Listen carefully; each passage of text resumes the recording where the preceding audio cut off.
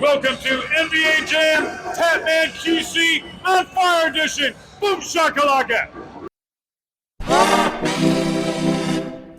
Happy little games. Hey everyone, just wanted to give you all a heads up that after playing Turbo Outrun for this video, I got the good old-fashioned Outrun bug, so I'm going to go back and redo my original Outrun video. A lot of new information has come to light, and with the original one only running at about 12 minutes since it was first posted 6 years ago, you and I both know I can do a whole lot better. Thanks everybody. When it comes to quintessential arcade racers of not only the 1980s, but also throughout the entire history of video gaming platforms, one name springs to mind almost instantly, which is Outrun.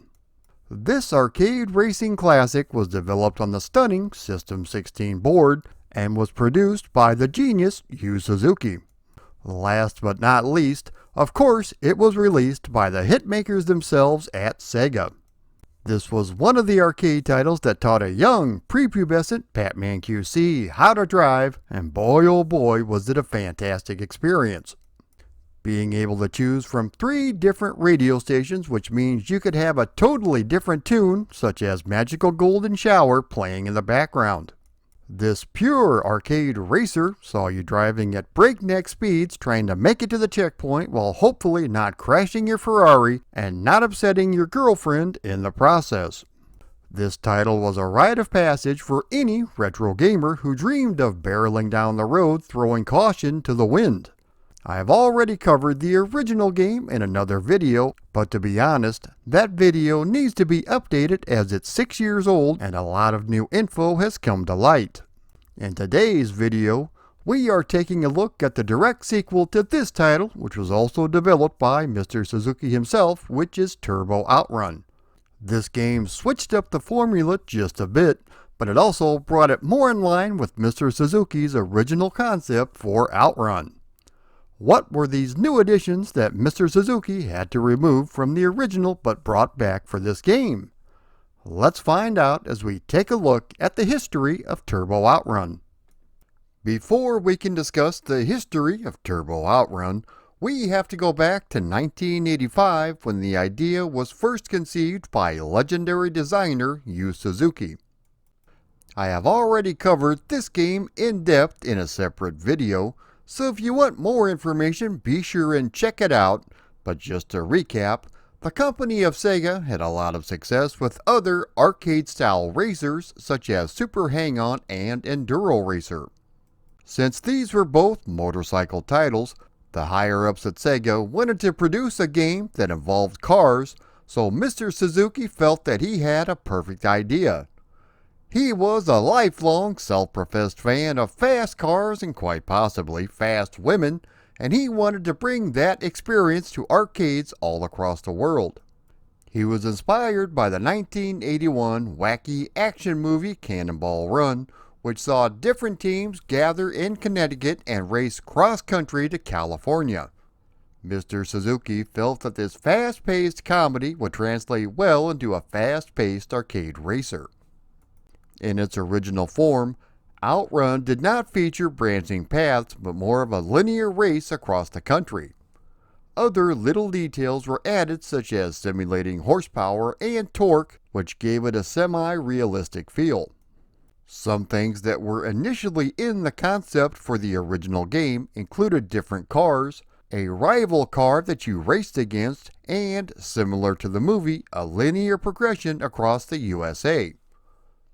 This linear progression was one of the first things to go, as the higher-ups at Sega felt that if the player could choose different paths while they were racing, that it would increase the replay value as well as the overall revenue.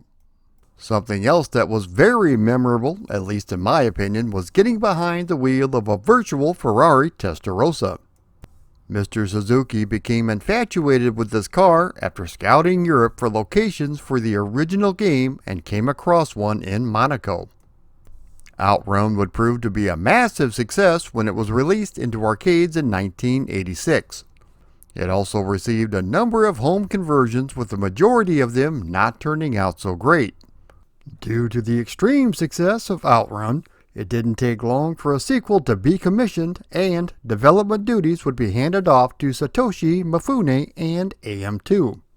Mifune was an original programmer on the very first Outrun game. He decided to reach into Suzuki's bag of tricks and pulled out his original concepts that were scrapped for the very first time and decided to reuse them for this game. Suzuki did get a special thanks, but it's hard to say exactly how much input he had into this title. The game would feature updated graphics including obstacles and weather effects, but still utilizing the System 16 board that powered the original game. For this outing, you've traded in your Testarossa for an upgraded Ferrari F40, but this time around you have a rival you are racing against who is driving a white Porsche 959. Turbo Outrun was released into arcades in 1989 by Sega. This is a 16-stage linear arcade racer that provides plenty of thrills and plenty of spills as you weave in and out of traffic in an attempt to beat your rival in the white Porsche. Once again, your girlfriend is sitting by your side, and if you don't win the circuit, she has no problem jumping out and joining up with your rival in the white Porsche. As you can tell from the title, a brand new addition to the game has been added, which is the turbo feature. With the press of a button, a flame shoots out of the exhaust, similar to the flame shooting out of the 1966 Batmobile, giving you an insane speed boost. This was nothing new to arcade racers though, as it was done most prominently in Taito's excellent Chase HQ, as well as Sega's very own Super Hang-On. Where Chase HQ featured only 3 turbos, this one can be used multiple times as long as your car isn't overheating. You can also use the turbo feature at any time. This typically helps out after trying to overcome a huge wreck. Keep in mind that if the car does overheat, then it will briefly go into a slowdown mode. By the way, this could be purely coincidental, but Jackie Chan drove a fast car in Cannonball Run 2 that also had a turbo feature. As previously mentioned, the game is a linear racer starting out in New York City and ending up in California. You take a virtual tour of the good old USA, traveling through cities such as Miami and Chicago. While the graphics are excellent, utilizing the super scalar technology with smooth animation and scrolling, the actual locales that you visit throughout the United States do not feature any landmarks. You would think heading through Washington, D.C. or St. Louis that you would possibly see something that would help identify the area, but it's just not meant to be. You do get generic cities outside of Chicago and Los Angeles, but that's really about it. The gameplay is very similar to the original title except for the turbo function and your white Porsche rival. The game is divided into 4 sub-goals, and upon reaching each one, you are able to upgrade your car. These upgrades include a high-powered engine, special turbo, and super grip tires. If your white Porsche rival gets to the goal first, your girlfriend will jump out and hop into his car instead. If you reach the goal first, you receive a 1 million point bonus. Something that was changed this time around is that you no longer get to select the music on your radio. However, there are 4 different tracks available, but they are tied to each section of the game. The music was composed by Hiroshi Kawaguchi and Yasuhiro Takagi, and it sounds really good. These tracks include Russia Difficulty,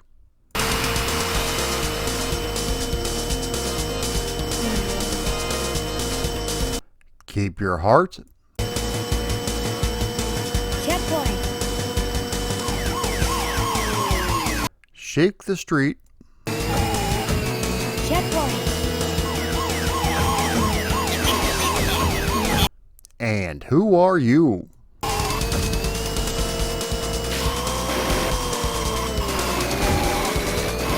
Occasionally, you will hear sirens in the distance and the cops will attempt to bump you off the road. There are also a few voice samples here and there. As I mentioned before, There are a number of different weather conditions, including dust storms and snow, making it a bit difficult to see. There are also puddles and other obstacles in the road that get in your way. There are still various road signs indicating different paths you could take, similar to the first Outrun. Clearly, that is not the case in this title. The 16 stages you traverse across include New York City,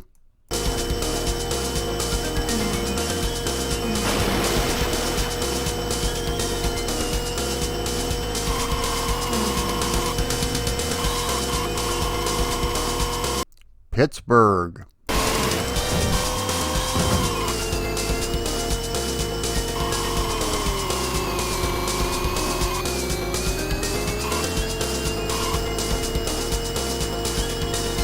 Indianapolis,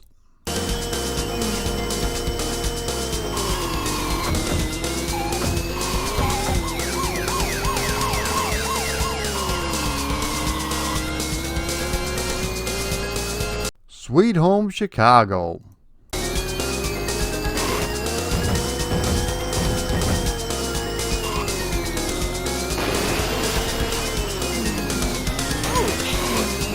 Very good. St. Louis,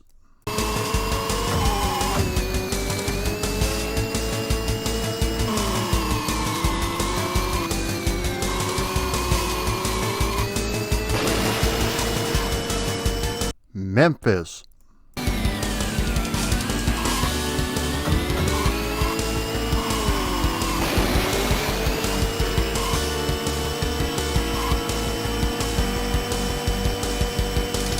Atlanta,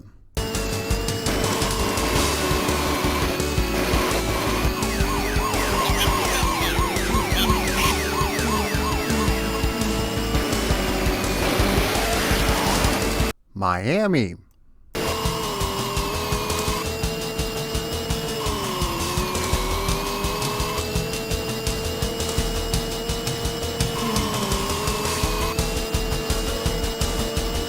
New Orleans,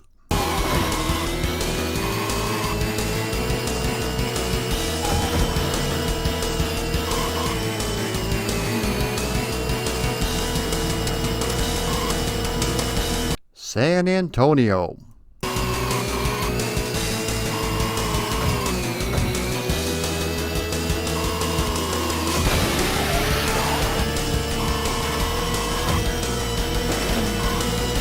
San Antonio,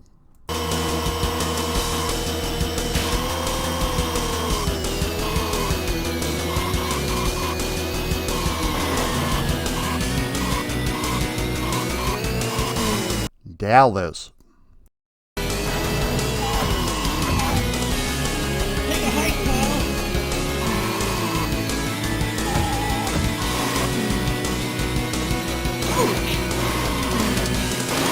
Oklahoma City,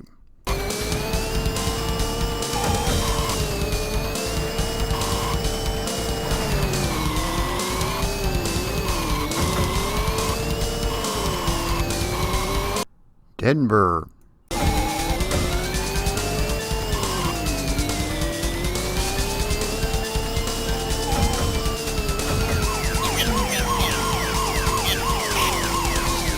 the Grand Canyon,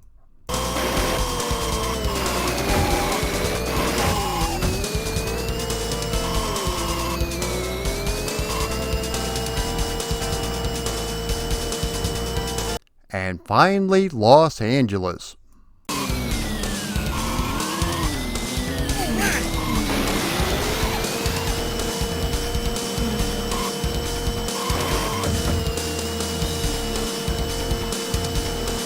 If you make it through all 16 stages and blow your way into the City of Dreams, Los Angeles, a nice congratulatory screen is shown while you and your lady gaze off into the sunset on the hood of your Ferrari F40.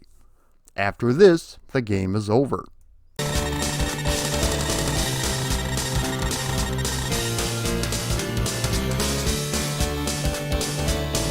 Congratulations.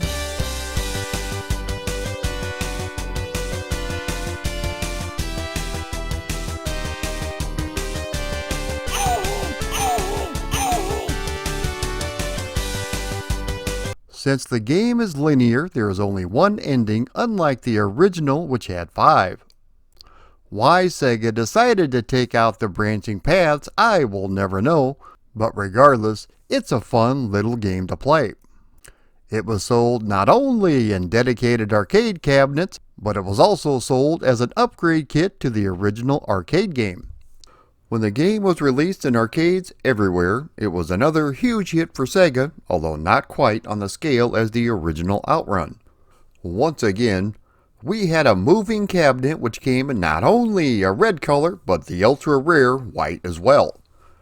There wasn't a whole lot of merchandise released for the game, although in Japan there was a combination Super Monaco GP and Turbo Outrun VHS and Laserdisc that was released in 1989. This featured a playthrough of both games with Japanese commentary. At the very end, the band SST plays various songs from Outrun. A Turbo Outrun Easter egg can be found in the game Daytona USA. If you enter TOR or Turbo Outrun as your initials on the high score table, one of the songs from Turbo Outrun can be heard.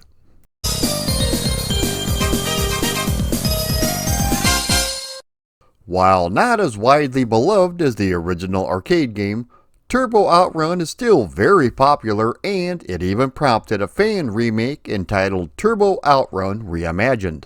I have been a proud supporter of this project since the very beginning. The game was built from the ground up utilizing the Unity engine, creating silky smooth scaling at 60 frames per second of high resolution goodness. The textures of the sprites are also nice and clean, and it looks fantastic. This is not a direct conversion, but more of a reimagining and love letter to the various superscalar Sega games from the 1980s. In this reimagining, you also have different vehicles you can choose from, including the Testarossa from the very first game.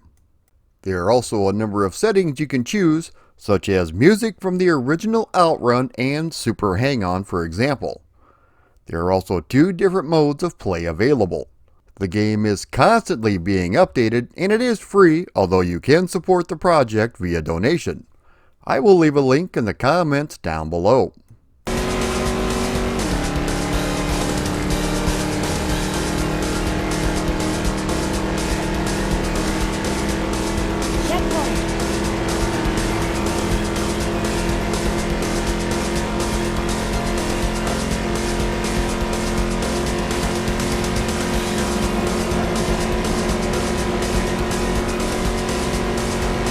When it comes to the home conversions of Turbo Outrun, there weren't quite as many, and one version was so bad it wasn't even released here in the States.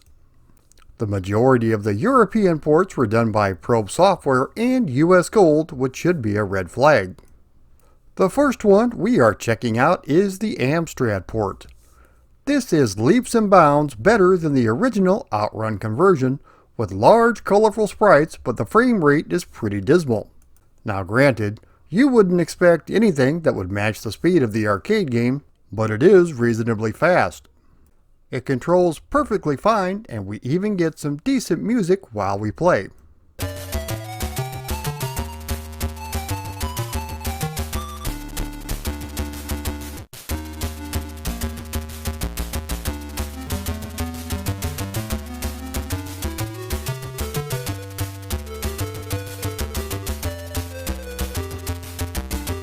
Sticking with the European 8-bit conversions, the Speccy port did not turn out too bad. The graphics are large and detailed, but it's mostly a monochromatic affair. The speed and animation are decent, but the scrolling is a bit on the slow side. It does feature some pretty good tunes, and it controls fairly well.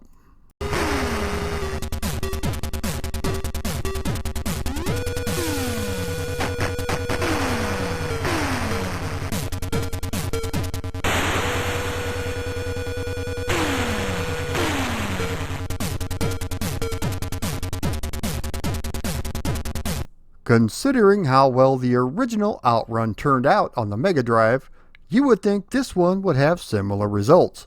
Sadly, this is not the case. Everything looks just a bit off, with a lot of the giant roadside scenery missing. Even with the missing scenery, the scrolling is still not as smooth as it should be. As far as the speed goes, it's fast, but just because something is fast doesn't mean it's good. Just ask my wife.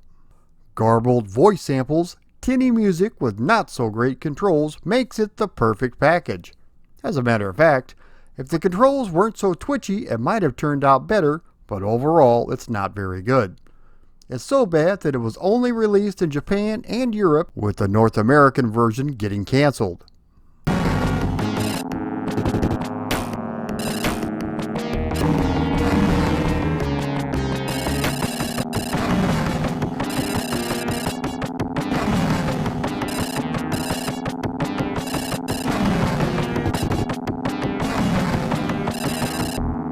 The MS-DOS version was programmed by Code2Go and it looks really good.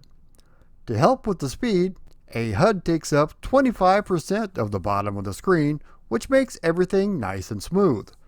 There are still some large roadside objects, but not quite as many. The game utilizes ad-lib sound, so there's no PC squawk box to accompany your gameplay experience. While the speed of the game is pretty good, it doesn't quite feel like Turbo Outrun. Even when you activate turbo mode, your car doesn't seem to accelerate all that much. With that being said, it controls good, and for an early 1990 DOS release, it's not too bad.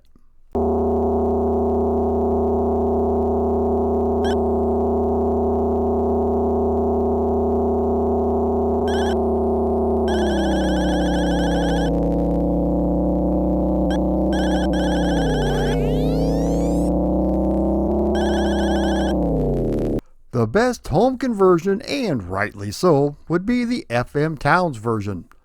While not arcade perfect, it is pretty darn close, with large sprites, smooth animation, and an excellent soundtrack to boot. It also controls great. Similar to the DOS version, it doesn't match the same fast speed as the arcade game, but it's still pretty impressive. To be honest though, it should be for a 32-bit machine that was the cream of the crop back in 1990.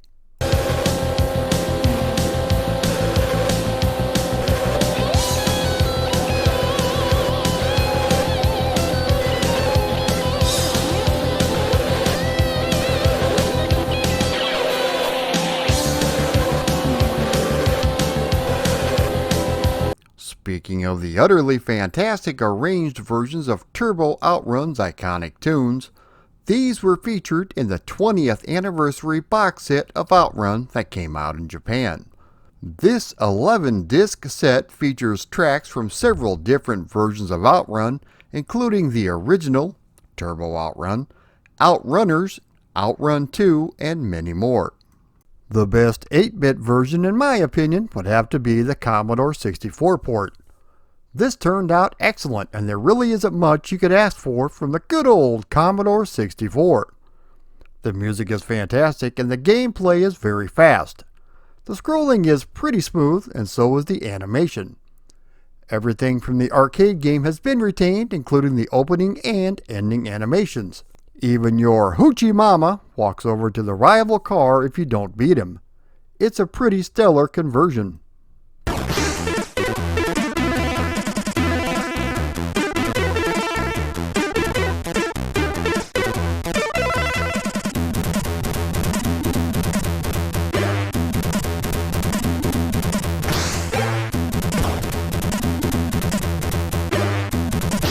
The Amiga version is up next, and it's a much better attempt than US Gold brought us with the first Outrun. This appears to be a port of the ST version, only with a brighter palette and improved audio. We get music and sound effects while we play, which is always a big plus. The scrolling though is not that smooth, but at least it plays pretty well.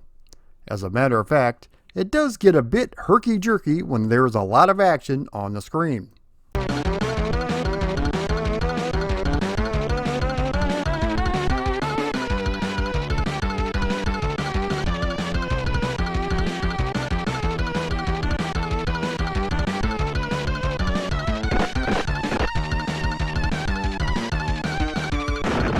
The Atari ST version is very similar to the Amiga, only with music and sound effects that aren't quite as good.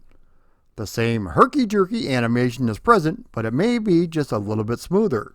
Control-wise, it's about on par with the Amiga port.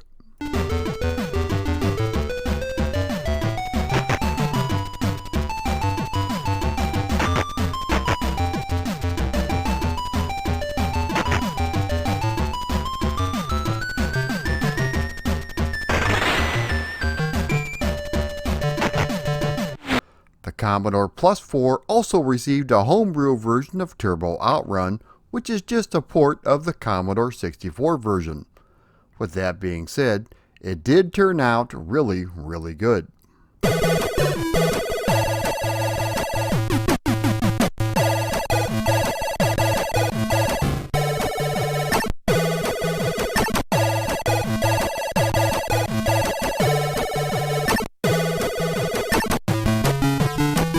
And finally, in Japan, a 3DS version was released as part of the Sega 3D collection. This is essentially an arcade-perfect port only designed to utilize the 3D capability of the 3DS.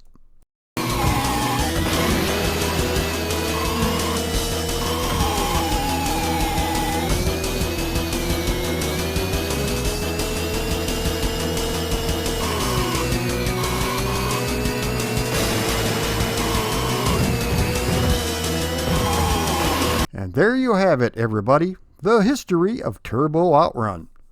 I always loved this game, although not quite as much as the original.